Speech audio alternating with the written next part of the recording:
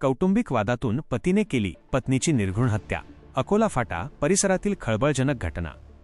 मालेगाव तालुक्यातील पांगरी नवघरे येथील एका पतीने आपल्या पत्नीची धारदार शस्त्राने वार करून हत्या केल्याची धक्कादायक घटना आज दिनांक एप्रिल 27 रोजी सकाळी मालेगाव शहरातील अकोला फाटा परिसरात घडली आहे.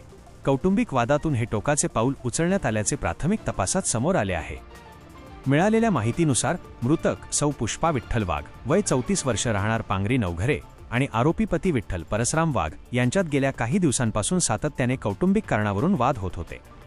सोमवारी सकाळी 8 ते सकाळचे 8:30 वाजेच्या सुमारास मालेगाव येथील अकोला फाटा भागातील पोस्ट ऑफिससमोर पुन्हा त्यांच्यात वाद झाला.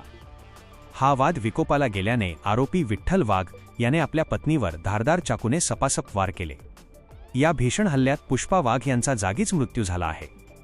या प्रकरणी मृतकेचा भाऊ ओम नारायण राऊत वय 27 वर्ष राहणार बेलगाव जिल्हा बुलढाणा यांनी मालेगाव पोलीस स्टेशनमध्ये फिर्याद दिली आहे. त्यांच्या तक्रारीवरून आरोपी विठ्ठल परसराम वाघ याच्याविरुद्ध भारतीय न्याय संहिता म्हणजेच BNS कलम 103(1) अन्वये खुनाचा गुन्हा दाखल करण्यात आला आहे. घटनेची माहिती मिळताच सहाय्यक पोलीस अधीक्षक अग्रवाल यांनी घटनास्थळाला भेट देऊन पाहणी केली आहे. या प्रकरणाचा पुढील तपास मालेगाव पोलीस स्टेशनचे पोलीस निरीक्षक राजेश खेरडे करत आहेत. पोलिसांनी आरोपीला ताब्यात घेतले असून या घटनेमुळे परिसरात मोठी खळबळ उडाली आहे. वाशिम जिल्हा प्रतिनिधी जावेद धन्नू भवानीवाले. अशा नवनवीन बातम्यांसाठी चॅनलला सबस्क्राईब करा आणि पाहत रहा MH न्यूज मराठी.